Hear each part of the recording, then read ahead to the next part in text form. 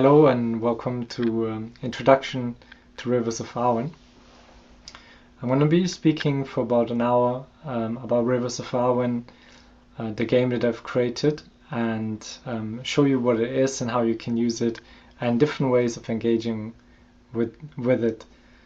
For me, Rivers of Awen is very much culmination point of my journey of the last 10 years of being here in the United Kingdom and having lived in different landscapes like in the South Downs, Dartmoor, in Wales, and I'm currently in Scotland. So as you might be aware of, Rivers of Awen is a mythic Iron Age role-playing game. So it's set in the Iron Age in around 300 BC in the British Isles.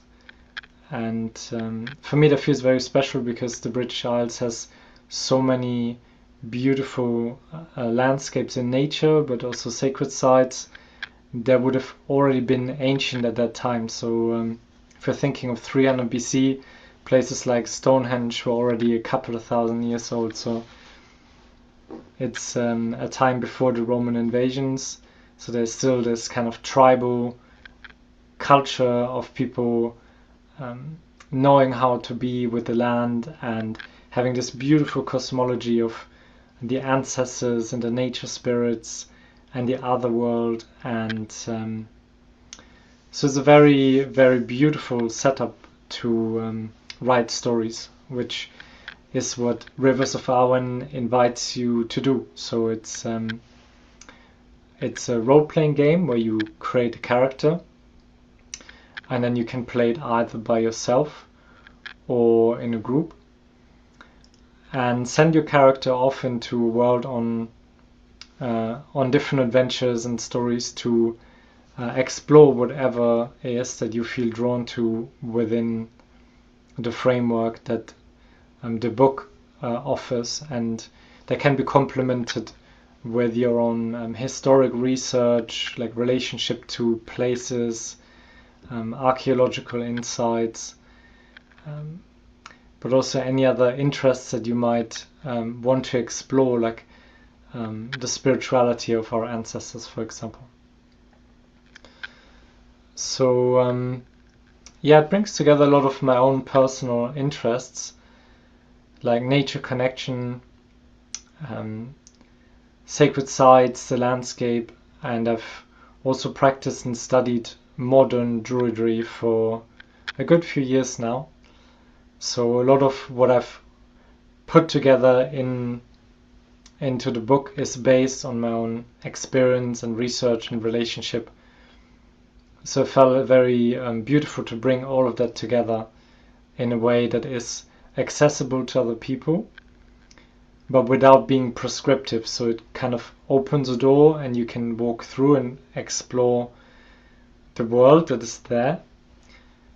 And the way you do it is also coming from your own creativity, which is something that me as an artist feel very excited about, because it's co-creative. Like I have created a book and then you bring your own ideas and imagination to it, and between those different components and elements that are there, something new can emerge. And I find that whole process very fascinating. Like the word Awen is a Welsh word that means inspiration or flowing spirit. And for me, Rivers of Awen is very much about tapping into that flow, tapping into that inspiration, and writing or telling a story without necessarily knowing in advance what is going to happen next, which is where the role-play game element comes in. And I'm going to show you a little bit more about this during this call. A couple of things that feel special to me also about the world of Rivers of Awen is that compared to a fantasy game, it is actually based in the landscape that we can visit today. So when I go out and I go to a burial mound, a cairn, a stone circle or a river, then I know that in the time that Rivers of Awen is placed in, that what I'm looking at is the same or very similar to what our ancestors would have been looking at in the past. So it allows me to interweave a walk in nature with a sit spot practice where I might be listening to ideas for a story and then coming back home and then sitting down and interweaving those kind of moments of inspiration in nature with a more internal exploration that kind of brings those things together. How does someone get started with Rivers of Awen? So at the moment I offer a physical copy, a book, and a digital edition. The physical book is a A4 hardcover print that's printed in the UK. That has 224 pages, with beautiful images, and I went into a lot of detail on illustrating the book, so it becomes very engaging to look at. And so there's one important piece is the guidebook, which basically has a lot of inspiration on all kind of different topics. So if you imagine you want to write about a kin group who is in a roundhouse in the winter around the fire, and one of the elders is gonna share a story with everyone, well, then you will find something in the book that gives you some idea of what it might have been like at that time. Or if you imagine a big feast in the hill fort where the new chief is being celebrated and speaks to the people for the first time as someone who is like stepping into that role, well, the book will just give you lots more detail and texture about many different contexts, but it's very much modular so that you can choose where you want to go, and none of it is pre-scripted or prescriptive. So the inspiration, I call them story seeds. So they're very much like seed ideas that you can then take further and take into your own direction. So that's a good 100 pages of the book about the world in itself, like what animals are there, what kind of crops do people grow, what kind of crafts are there, what do people do with their time, what do people do in the 4 seasons, what happens when there's conflict between different people, how are people obliged to help and protect each other, and how are these bonds formed and strengthened, and what happens when they break. So there's a lot there that you can, even just reading it as a book will give you a really thorough insight into the world of our ancestors. And compared to most history books, I have included some of the practices that I'm aware of, like making offerings, dream incubation, and the power of storytelling as a way of connecting people to the other world. So it's not as dry as a history book, but it's also not new agey, spiritual on the other side of the spectrum. It sits kind of right in the middle, which is why I call it a mythic Iron Age world. So it's historically grounded, but it also has this invitation to feel into what is it like for someone to dream of an ancestor who passed away in a time and culture where people honor and acknowledge these things, that potentially messages might be coming through dreams, or that when children are born, that there might be an ancestor coming back to the clan.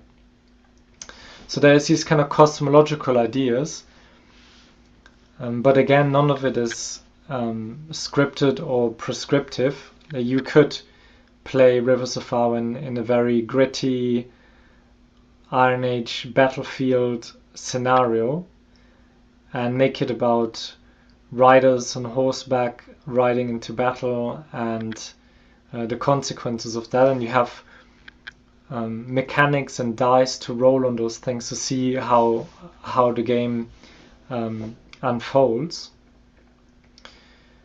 And also you can play a traveling bard who is going from one community to the other, collecting stories about nature spirits and the other world, and so it very much depends on what you want to do with it. So I describe Rivers of Awen as a toolkit for creative writing and creative collaborative storytelling. And so there's these 4 components. The first one is the book, and the second one are the character sheets. So I'm using this folder. The book already comes with one set of character sheets, and they're these kind of beautifully illustrated sheets. There are a few of them, including a map where you can track where you are, and my own version of the Wheel of the Year that allows you to track the passage of time and lunar cycle. So there's all these resources that you can use to write down things like who your character is, their name, the people in their lives, what they're known for, their reputation, like how do people relate to them, what are they good at, but also talents and shadows. So if someone is known for holding a grudge or for being somehow out of alignment, like these things that can make the story very rich, the character sheets kind of guide you into pulling these different components together in a way that feels right for you and the story that you want to write and explore. So you don't just start on a completely blank piece of paper, but you also don't have to fill out everything right at the beginning. So it is modular, so you can choose different components. Like there's a character sheet that says what you carry, which is about what clothing your character wears, what kind of equipment they have, what kind of things they have with them, and what they have access to, what kind of resources they have access to when they're at home in their roundhouse or their settlement. And some people really like that. Some people want to go and write down what kind of materials the things are made of. And there's a whole chapter in the book that is just about that side of things. Like what do people wear, like the materials, what are things made of. But also you could leave that to the side and just write it down in your journal and just write a few lines like, I look like this. So the character sheets are there to support the storytelling, but the game also works without them. So you can kind of pick and choose to see, maybe start with 2 character sheets that you feel initially drawn to, and as the story evolves, you can then put in different components. And one thing that I got from the role-playing culture is the role-playing dice. So we have 6-sided dice, a couple of 10-sided dice, and these kind of 20-sided ones. And they've got different functions. So the guidebook invites you in different ways to say if something is uncertain or unknown to you as you're writing, like as an example, you are trying to get somewhere and it gets dark sooner than you expected, you got held back, and it's not clear, are you going to get to the hill fort before nightfall? Then you could roll a dice. So the dice are there to help you resolve any uncertainty that you might have when you're writing, but also uncertainty about things that your character attempts inside the game. So you might play a story of a blacksmith apprentice who is trying to show to his mentor that he has learned enough to go off and practice the craft on himself or on her own. And that might be a good moment to, let's say, to roll a dice, and then the different outcomes are then a way that the world responds to you. So sometimes your character might achieve things, and sometimes there might be complications which can actually help write more intriguing and more interesting stories for the characters in the story to bump against some kind of obstacle that needs to be overcome. And what I find from my own journey of writing stories with Rivers of Awen is that I genuinely feel surprised about the direction that the stories are taking, because the dice offer me directions and prompts or additional inspiration that if I had tried to create a story just in my mind, I would not have chosen this particular detour or line of inquiry. And the book is very much designed to help you with that process of coming up with a question and then asking the world, and there's something that speaks back. And to me, it almost feels like Rivers of Awen and the world of Rivers of Awen existed before I created the book. It's almost like I kind of stumbled upon it, or I've been offered an opportunity to make this world and this time available to other people. And the fourth component, so we have the guidebook, the character sheets, and the dice, and then we have the journal. And all of this exists in physical form, but it also exists as a digital equivalent, which allows you to either play a classic pen and paper, like where you just sit down in your space, make a cup of tea, maybe light a candle, put some music on, and off you go, and you can kind of write, even if you just spend 15 minutes or up to like however long you want to do it for, like a couple of hours. It can be very immersive. But you can also do the writing on a screen. And I have a digital journal that is there for people who want to journal digitally. It's built in Obsidian, and I'm going to share my screen in a minute to show it. But it's also possible to use both.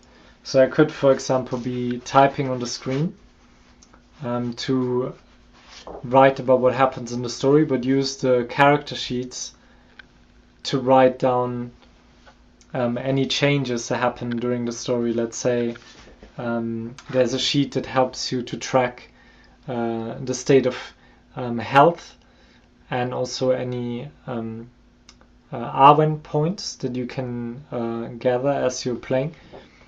So it's possible to write them or to mark them in pencil on here and then erase them, but also use the digital journal at the same time. Or write by hand, but just have some of the additional resources on the screen. So it's very much down to your own personal preferences, whether you want to play by yourself, involve technology, or in a group, have it traditional pen and paper or digital. So the digital journal looks like this. It's in a free software called Obsidian. And it's basically a way of organizing and structuring notes and having links that help you navigate between them. So this comes as an email download. For anyone who bought the physical copy of Rivers of Awen, you also get the digital journal. And the digital journal also includes a PDF version of the guidebook. So when you're in here, you can actually split the screen, and on the other side bring up from the folder guidebook the guidebook PDF, which is fully interlinked. So if you're writing, let's say here on the side you have orientation, that's for you to understand how to use the journal, and you can open these folders and you'd have your character here and your character sheets, and this is where you then document, let's say, who your kin are, what clan you belong to, what your character is good at, what they're known for, and also any companions who are with them, like if they have a pet raven, or if they're traveling with a goat or something, they carry some of their luggage. You have the same as what we have on the physical character sheets. We have a digital equivalent in here. And then if you want to find something quickly here and here, you can click on a chapter. Let's say you want to know about clothing and adornments. And because this is fully linked, this takes you to the chapter clothing and adornment, and it tells you about jewelry, crafted ornaments, heirlooms, hair, body markings, like body paint, and you get all these different things that you can draw from, and on this little spiral it brings you back to the table of contents. So this is makes it really easy to navigate. And if you have any questions about how something works, let's say you're writing a story and you're like, oh, how do I use the Clash of Arms, which is the inbuilt fighting system, where if two characters are having a conflict that becomes physical, either through their hands or with weapons, then the Clash of Arms is explained in here. So you basically have these kind of templates for your own journal entries that you can use, like I said, or you can leave them aside.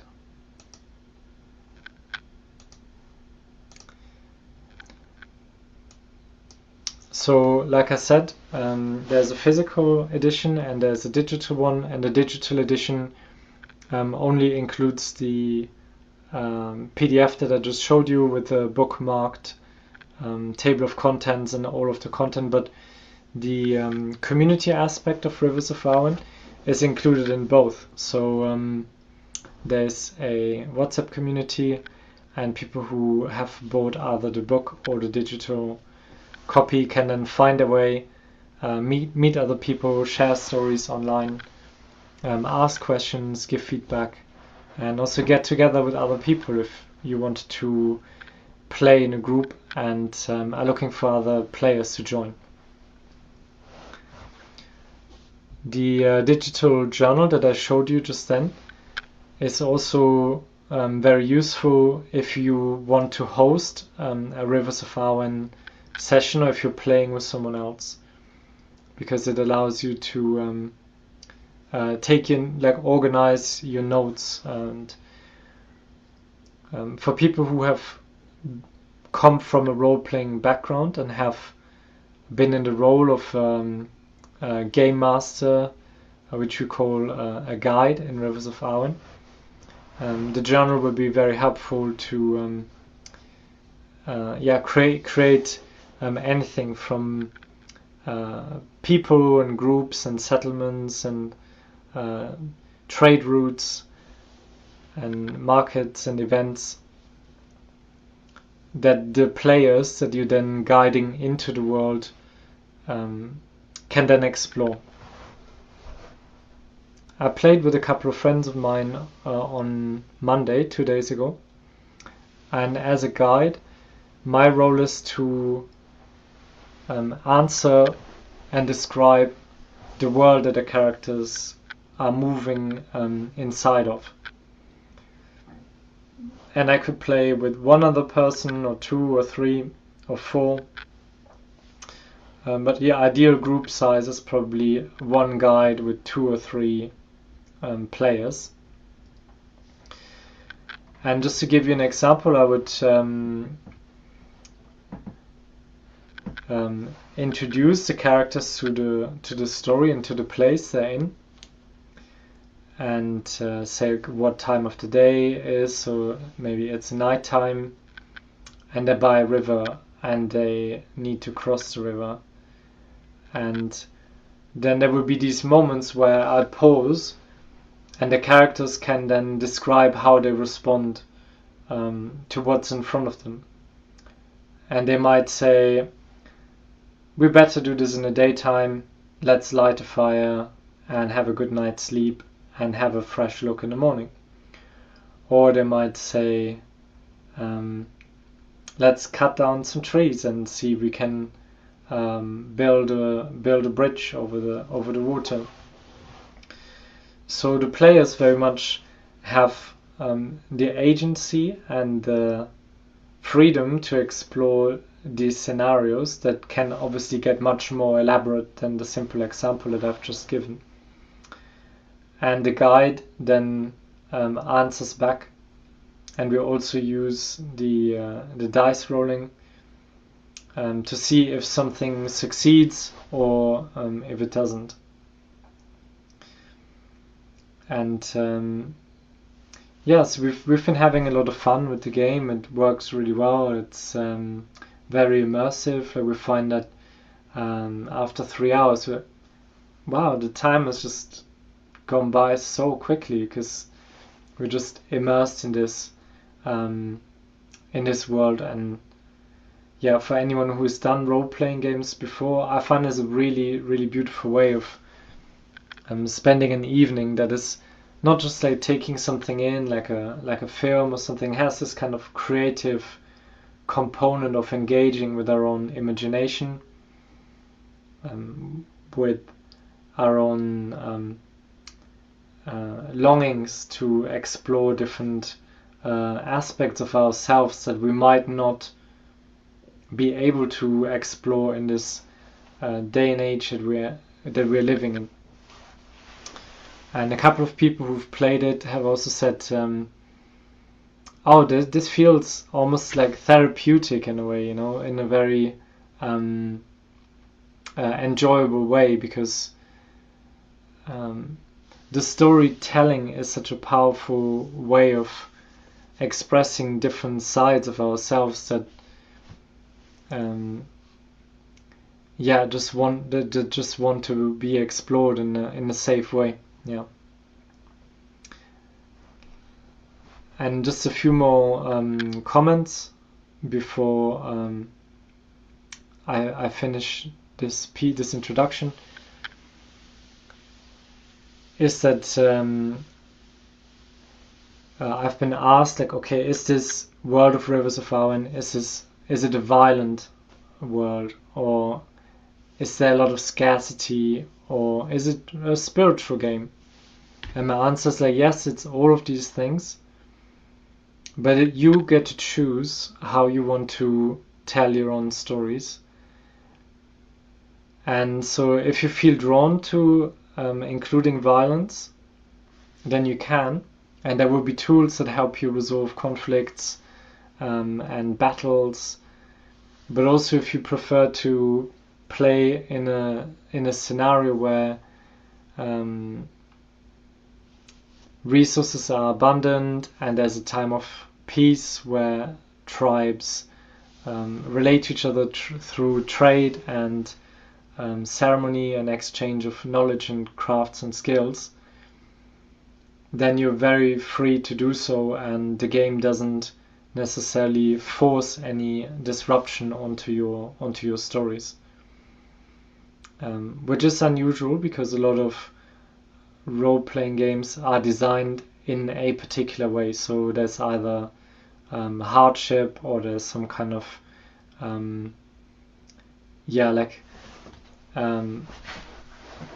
decision that the creator has made for you in terms of this is a really spiritual place or this is a very materialistic place, where the invitation that has always felt very important for me right from the beginning is to give permission for creativity to come through and to flourish, and for the Awen to take you in your own direction.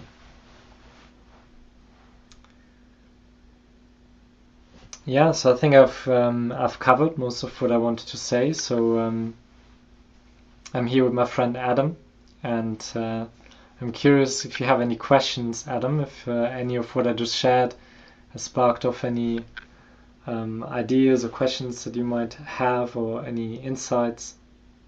No, I won't take up the time of the people watching the recording just to say that I wish I had this game when I was a teenager because it's exactly hitting the spot. And for so many of these role play games, I feel it railroads people into just violence nonstop. And even as a pretty violently minded teenager, I felt a little bit straitjacketed with that. So this looks brilliant. Yeah, I'll talk to you offline more about it. It looks fantastic. Mm-hmm. Yeah, thank you, Adam. Yeah, that was very much my intention, that to have a guidebook that can offer direction without it being overly railroaded, like you just said. In Rivers of Awen, you can find oracle tables. So at the very end of the book, there's an oracle table, so you can actually roll your dice for different things. So let's say there's a list of 20 Iron Age meals.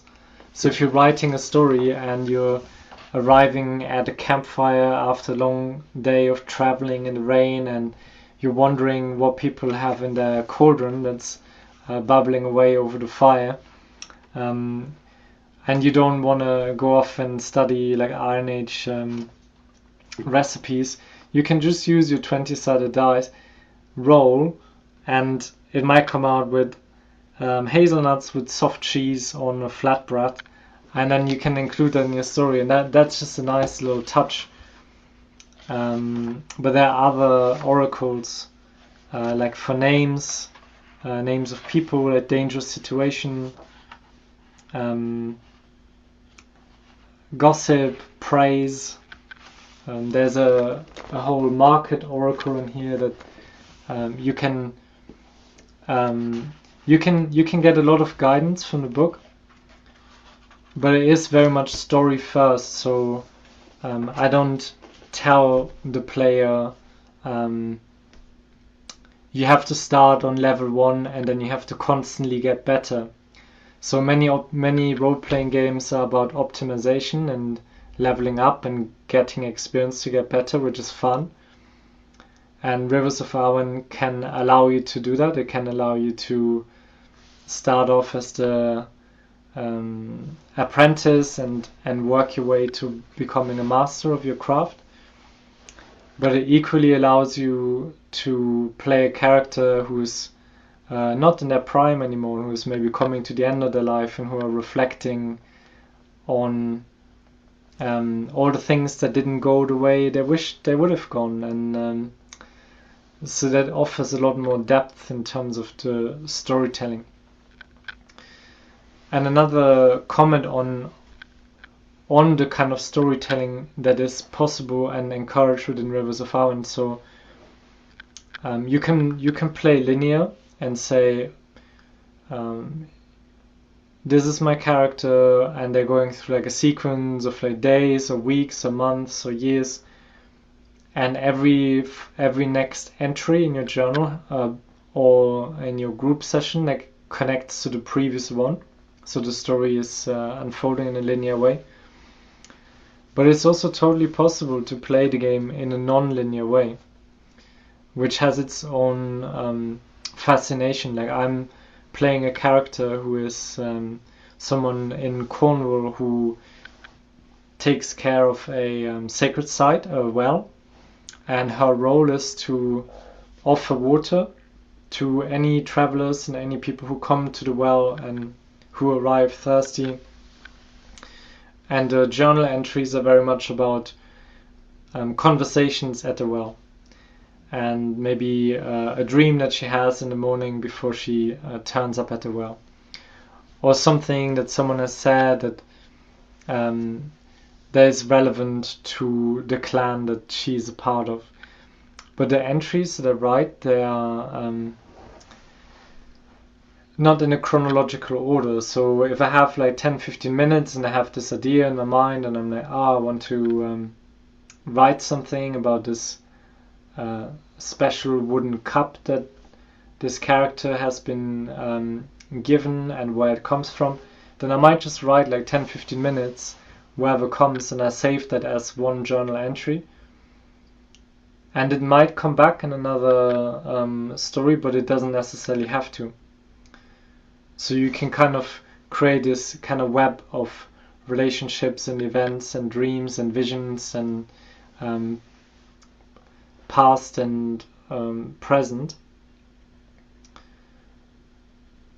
which I personally find quite liberating and freeing, but it does require a little bit of input, and that's what the book is for. So yeah,